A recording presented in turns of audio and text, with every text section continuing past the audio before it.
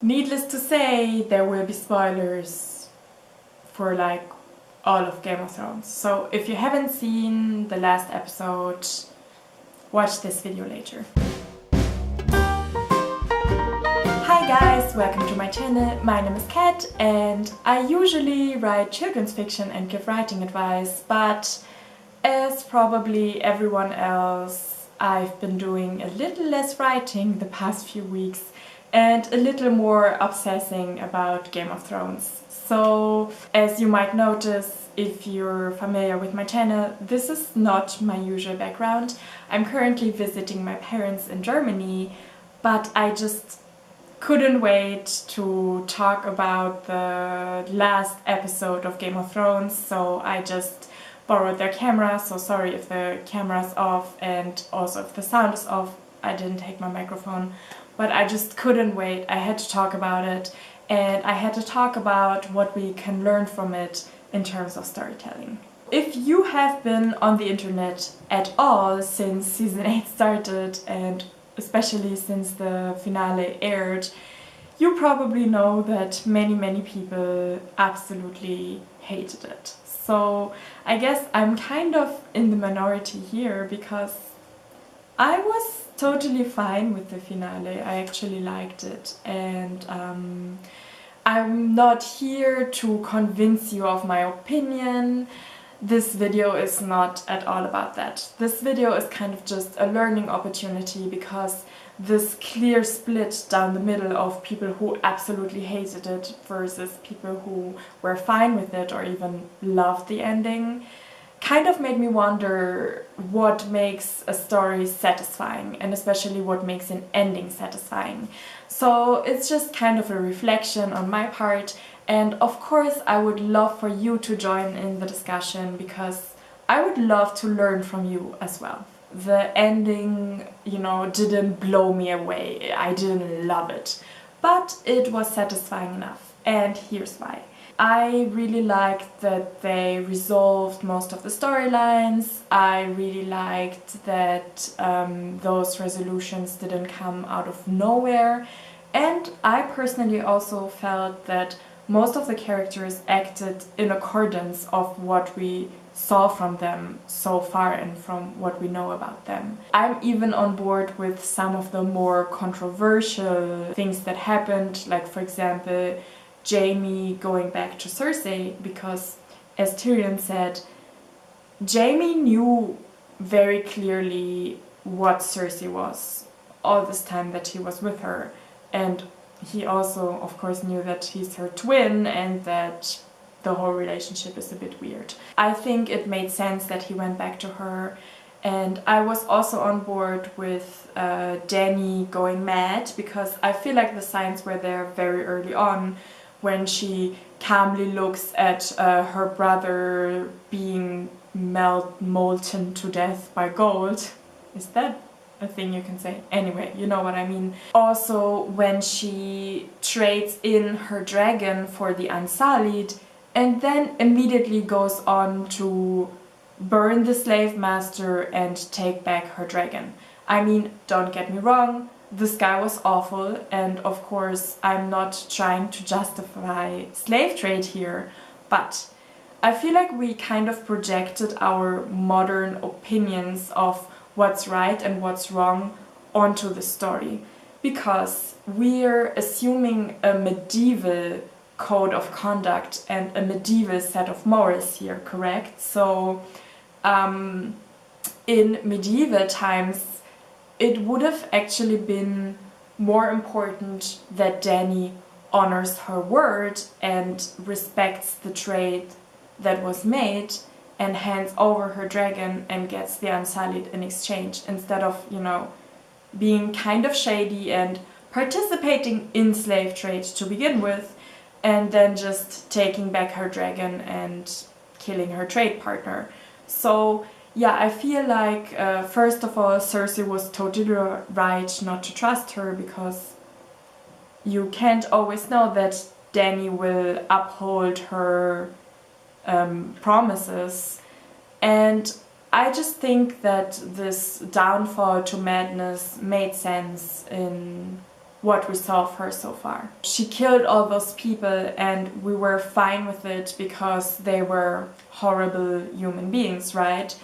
But the problem is that Danny decides who's good and who's bad. So the signs were there, and I think it makes sense on a whole, but I can also totally understand that some people were a bit disappointed because they felt that many things felt rushed or that they were lacking nuance, and I can see how that happened. For example, I also think, you know, like on a whole, I'm decision that Jaime went back to Cersei, but it was a bit clumsy to give him lines like, "Oh, I'm a hateful person and I don't care about the people of King's Landing." He became the Kingslayer because he wanted to protect the people of King's Landing, and the only way he could do that was by slaying the Mad King. So that was a bit weird. Or, for example, I was totally on board with Jon Snow killing Daenerys, because he is a character who does what he thinks is right, and the thing is, though, we've seen him go through that already with Ygritte. We've seen him fall in love against his better judgment and then ultimately deciding that his duty and his honor and his morals were more important. So I don't know why the show is kind of acting like this is the first time that this is happening to him, or like not at all referencing that he's been through this exact struggle once before. So yeah, I can totally see how all of those things would kind of make the experience a bit less enjoyable, and I also agree that just, you know, some things maybe did feel a bit anticlimactic, but most people don't just, you know, have a few points that they're critical of. Most people absolutely hate this season. The interesting thing here is that I feel that most pro-season 8ers kind of have good arguments why they think the character developments and everything makes sense, and most people that just absolutely hate the season that I see commenting on Instagram or tweeting or writing YouTube comments, to be honest, don't have any good arguments as to why they hate this season. They just say it's bad writing, but they don't really make a point, and that kind of shows me that maybe they themselves are not actually sure as to why they dislike it, or maybe they just can't really put their finger on it. So this is not at all meant to discredit these opinions and brush them aside. I think it's totally valid to have them. It just kind of made me wonder, why do those people hate the ending so much? Why are they so unsatisfied with it? And I came up with my own little theory. And that theory is that the ending felt kind of too realistic in a sense. It wasn't straightforward enough to be the ending for a story. Since all of the characters feel so real, they all have their own motivations and goals, and those motivations and goals make it so hard to kind of know exactly who we're supposed to be rooting for. So everybody had kind of their own favorite characters on the show, and then some of those characters just didn't make it. I feel that in storytelling, at the point where things are resolved, we want them to be simple.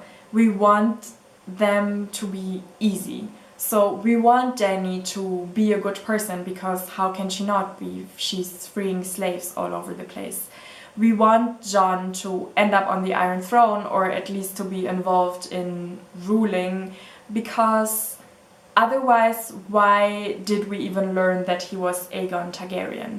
We want Jaime to end up with Brienne and not with Cersei, because A, incest is wrong and gross, and B, Cersei is evil and Brienne is a good person. The thing is that in real life, and therefore in a very realistic feeling story, things are not that simple. So people go back to bad relationships Some people change, like Sansa did. Some people don't, like Jaime. Some people grow from traumatic experiences, like Jon did, and some people just break, like Dany did.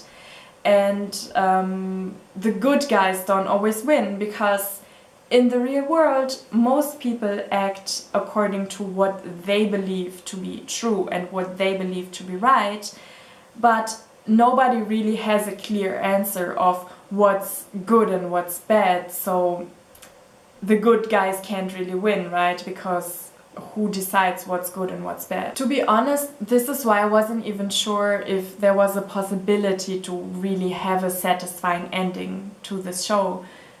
Because of the very nature of it, because of the fact that there are so many grey characters, that everybody has their own motivations, that the line between good and bad is so blurry. Yeah, I think this was a very difficult thing to resolve. To sum up my thoughts on this, I kind of feel that it was a bit of a weird thing where we all fell in love with the story because it was finally so different, because there was no clear good and bad, because all of the characters were grey and had their own motivations. But then when it came to resolving the story, we kind of want to have that comfort. We want to know who we're supposed to root for. We want to know who's good and who's bad, and we also ultimately want good to triumph, because there is something comforting in the thought that, at least in stories, the person or the force with superior morals and with an inner goodness will triumph over evil. Overall, I think the showrunners did a pretty good job with the material that they had, which was grey and complex and complicated, and I really admire them for at least trying to tie up all the loose ends, which is much more than can be said for many other TV shows. Lost.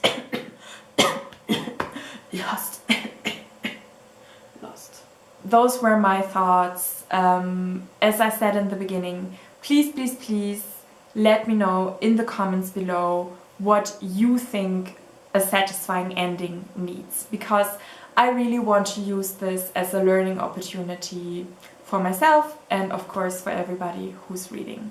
This was the bonus video today. I usually upload on Tuesdays, and not all of my content is about Game of Thrones, so if you're not that interested in Game of Thrones but still interested in storytelling and writing advice, then go ahead and subscribe to my channel, it will be worth it.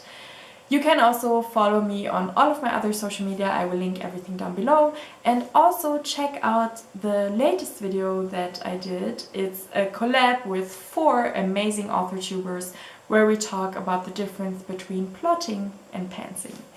Thank you so much for watching today, and I will see you next time. Bye!